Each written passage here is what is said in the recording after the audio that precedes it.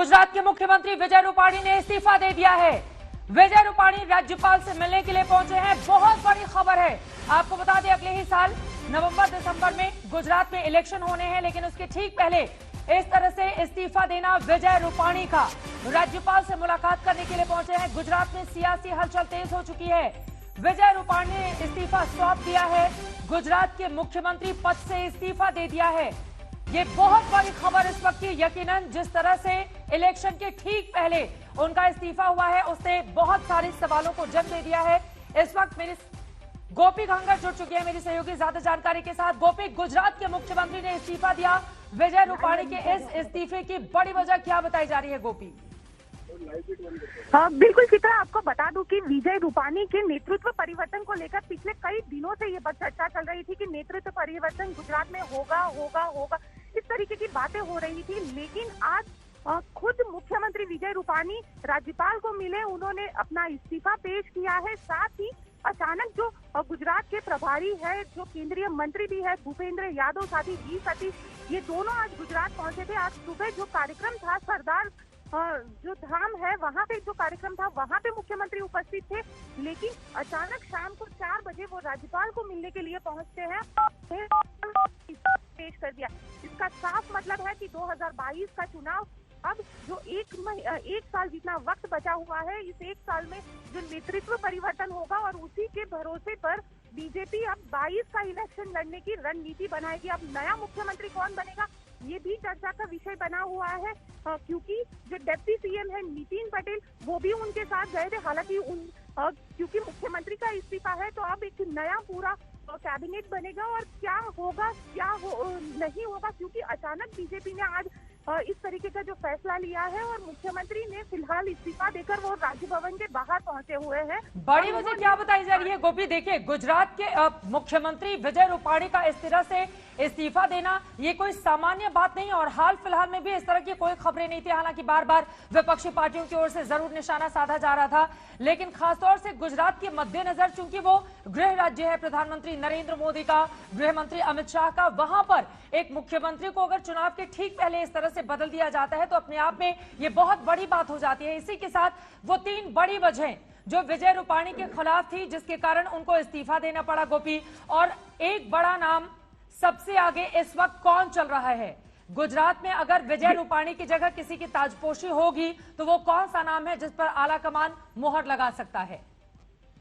बिल्कुल चित्रा, आपको बता दूं कि जो विजय रूपाणी का जो नेतृत्व था, जिस तरीके से गुजरात में लगातार पिछले 5 साल से सरकार चल रही थी, हालांकि लगातार अटकलें विजय रूपाणी जब से मुख्यमंत्री बने थे उसके बाद लगातार ये अटकलें चल रही थी कि गुजरात में बीजेपी नेतृत्व परिवर्तन करेगी। लेकिन अब जब विजय रूपाणी सरकार के 5 साल पिछले महीने ही खत्म हुए हैं और अब उन्होंने इस्तीफा पेश कर दिया है, अब देखना बेहद दिलचस्प होगा कि नया मुख्यमंत्री कौन बनेगा। लेकिन सबसे बड़ा जो सवाल खड़ा होता है, क्योंकि आज केंद्रीय जो सरदार धाम का कार्यक्रम था, उसमें सारे केंद्रीय जो मंत्री है जो गुजरात से आते हैं वो सारे मौजूद थे। उसमें मनसुख मांडविया भी मौजूद थे, उसमें पुरुषोत्तम रूपाला भी मौजूद थे। तो अब सवाल सबसे बड़ा यही खड़ा होता है कि जो नेक्स्ट है गुजरात का मुख्यमंत्री कौन होगा, क्योंकि उसके नेतृत्व में गुजरात का 2022 का चुनाव लड़े जाना है। और आम आदमी पार्टी जिस तरीके से गुजरात के चुनावी मैदान में उतरी हुई है, जिस तरीके से लगातार कोरोना हो या छोटे छोटे इश्यूज हो, उसको लेकर जिस तरीके से मुद्दा बनाया जा रहा है, कहीं ना कहीं जो विजय रूपाणी का नेतृत्व था वो इस सारी चीजों को रोकने में नाकामयाब। बिल्कुल, कोरोना काल के दौरान हम सब ने देखा था कि गुजरात में किस तरह की स्थिति खासतौर से दूसरी लहर के बाद वहां पर पैदा हो गई थी। क्या यही बड़ी वजह है, या विजय रूपाणी के दम पर बीजेपी को ऐसा लग रहा था कि गुजरात में अगर वो जाती है तो वहां पर फिर सत्ता में नहीं आ सकती है? आपको बता दें, ये वो बीजेपी है जो सालों से राज कर रही है और अपने आप में बेहद महत्वपूर्ण। गोपी, इस बात पर भी हमें बल देना होगा, मौजूदा प्रधानमंत्री नरेंद्र मोदी 2001 से सत्ता संभालते हैं मुख्यमंत्री की और 2014 तक रहते हैं। उसके बाद आनंदीबेन पटेल को बनाया जाता है, 2014 से वो 2016 तक रहती हैं और फिर कमान दी जाती है विजय रूपाणी को। लेकिन उनका इस तरह से अचानक से इस्तीफा दे देना, और भी किस तरह की खबरें निकलकर सामने आ रही है? राज्यपाल से मिलकर रूपाणी ने इस्तीफा सौंप दिया है। आगे अब क्या होगा इस पूरे मामले में? उनकी ओर से यह भी कहा गया है कि मैं बीजेपी का आभार व्यक्त करता हूं। अपने इस्तीफे के साथ ही उनकी ओर से ये बातें भी कही गई हैं गोपी।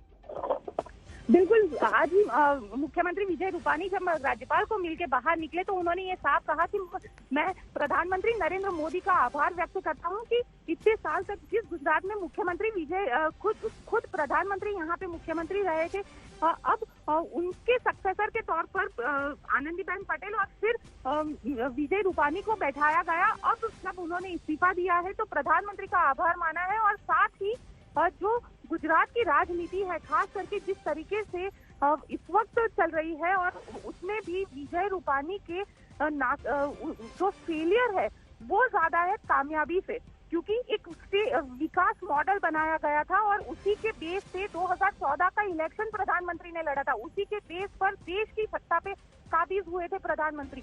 और उसी गुजरात के अंदर जब एक फेल इंफ्रास्ट्रक्चर, फेल मॉडल की बात आती है, क्योंकि कोविड में हर किसी ने देखा कि किस तरीके से लोग मर रहे थे, किस तरीके से अस्पतालों के बाहर लंबी लंबी कतारें लगी हुई थी, चाहे वो श्मशान गृह हो वहां पे भी लंबी कतारें लगी हुई थी।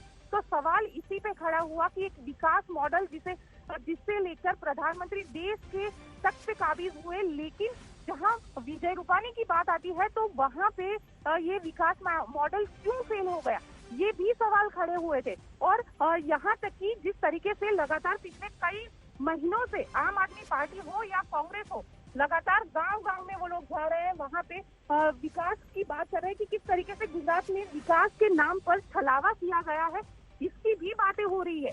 तो वैसे में कहीं ना कहीं मुख्यमंत्री विजय रूपानी खुद को प्रूव करने में नाकामयाब साबित हो रहे थे और शायद यही वजह है कि 2022 का चुनाव उनके नाम के साथ बीजेपी नहीं लड़ना। वो भी ये बहुत महत्वपूर्ण बात आपकी ओर से बताई गई है और देखिए इसको इस रूप में भी समझा जा सकता है कि भारतीय जनता पार्टी 1995 से ही, अगर बीच के कुछ समय को हम छोड़ दें तो 1995 से ही गुजरात में भारतीय जनता पार्टी की सरकार रही है।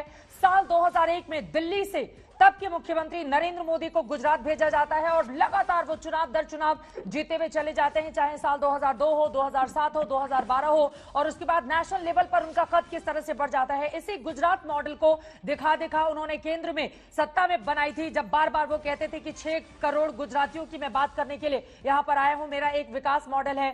लेकिन उसको बाद के चेहरों ने, आनंदीबेन पटेल को भी हम सबने देखा किस तरह से उन्हें इस्तीफा देना पड़ा, बाद में विजय रूपानी को भी कमान सौंपी गई, लेकिन बार बार उस ऑरा से तुलना की जाती थी और कहा जा रहा था कि आगे आने वाले वक्त में हो सकता है बड़ा फैसला आला कमान की ओर से लिया जा सके।